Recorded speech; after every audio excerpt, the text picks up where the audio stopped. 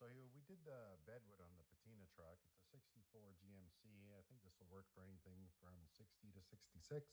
Maybe earlier, maybe later too. I'm not too sure. You can dig into that yourself.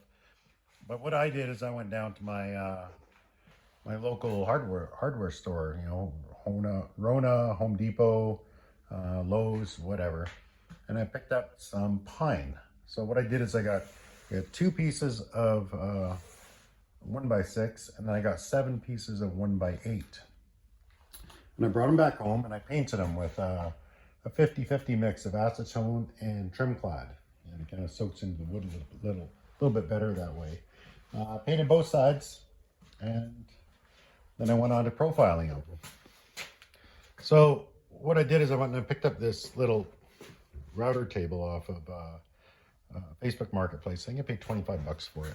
Then I went on Amazon and I bought myself 2 router bits. I bought this little 1/4-inch guy. You can see it just kind of cuts it flat.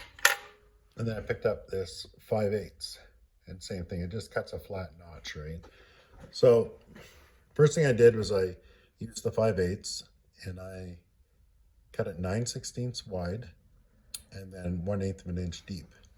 Then I went back after that using this little 1/4-inch guy. I cut this 1/4-inch deep and 1/4-inch wide, which is the exact width of this. So if you do that, you should end up with a notch that looks something like that. See that there? It's almost like a little hockey stick or something. Okay, and the reason for that is this track that's in it. So when it expands and contracts, it doesn't F up your wood. It just moves within the tracks. And the bigger your wood is, the more it warps, blah, blah, blah. That's why you don't want to get too big with these planks.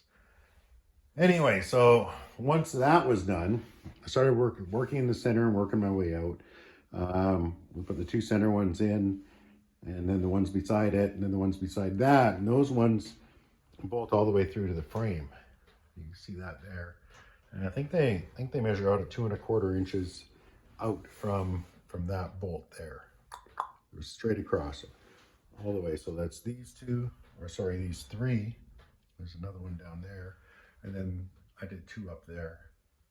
So I had to cut it out for the wheel well, of course. So I just laid it in place, kind of traced it out, and then cut to the inside. Not real difficult. Same thing with the back. Now when you're done that, you got to go through and drill all those holes through the wood, of course, but I did that in place. I just laid everything in place and then used my drill and drilled them out. For carriage bolts, I just bought regular old carriage bolts. I buffed off the ends on my bench grinder using the wire brush side rather, and took that coating off. I didn't want a shiny chrome-like finish on top of my rusted rails, which I know they're rusty. I know they're kind of trashy, but you know what? It's a patina build. I paid 700 bucks for the truck. I'm not going to drop like $2 grand on a bedwood kit and put in some nice beautiful oak and 14 coats of varnish and clear coat and whatever else you do and chrome strips and then throw a tranny in the back. Not going to happen. So we did this, and I think our build came in under 100 bucks. So pretty happy with it. For the money spent and for what it'll give us in return as far as usability, I'm happy with it. So what's next? I think we're going to tackle these floors next. That's pretty bad. So we gotta replace that floor. We gotta replace that kick panel. Obviously these cab mounts here, that's not supposed to be like that. And then the rockers, inner and outer, and the cab corners too. So that'll be next. Some of you know I work out of town. So this shift, pretty much the bedwood's about all I'm gonna get done. I might get started on that cab, but it'll be another shift for sure. So check back in a couple weeks and I'll let you know how that floor and rocker's coming along.